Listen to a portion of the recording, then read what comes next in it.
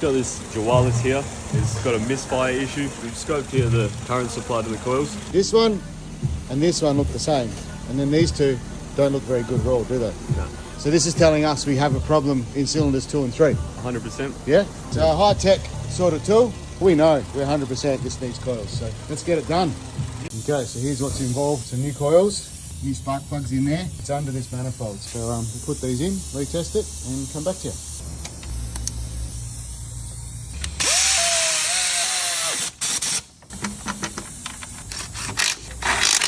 So some brand new coils, NGK I really like. All right, Jess is getting a bit excited, using the scope again. We thought we'd just retest. You can see it's pretty even across the top now. The car's running good, and we got reasonably even across the top, that's much better. You can see they all look pretty much the same. Tested it, confirmed it, we know it's fixed. Happy days. Technologia!